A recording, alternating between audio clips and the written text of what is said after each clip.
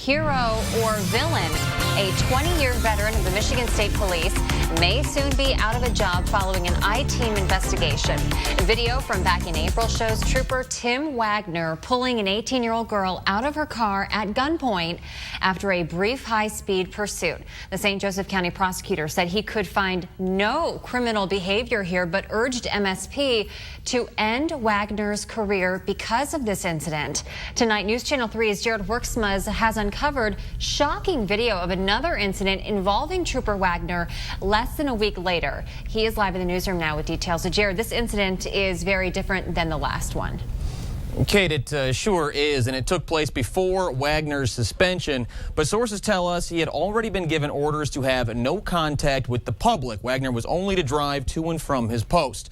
You're about to see he completely ignored that order, and at least one family is very glad he did. The driver of this 92 Buick is forcing cars off the road left and right. At 55 miles an hour, Trooper Tim Wagner decides he has to act.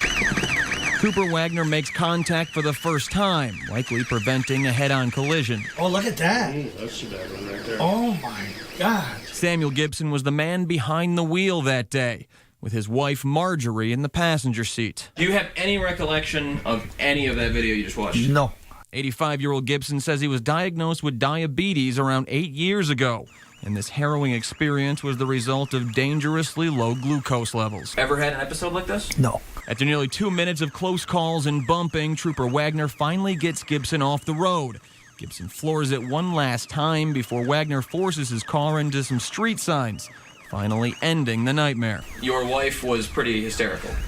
They said she couldn't even move. You think that it's fortunate the way it ended? Oh, my. Such a wonderful job by the state troopers and everybody else. Gibson told us he feels he owes his life as well as his wife's and possibly others to Trooper Wagner, which is when we told Gibson about this traffic stop 5 days prior. We told him drawing his weapon most likely ended Wagner's 20-plus year career, and we asked Gibson his thoughts on the matter. In this day and age, he'd have been a damn fool if he didn't pull his gun out. All right, now Wagner says his training and the murder of Trooper Paul Butterfield last September guided his decision to pull his weapon, but several sources tell us, regardless whether Wagner is outright fired or forced to retire, the 20-year vet will never wear his MSP uniform again. Once MSP releases an official decision, we'll be sure to let you know. We're live in the newsroom tonight. I'm Jared Worksma, News Channel 3.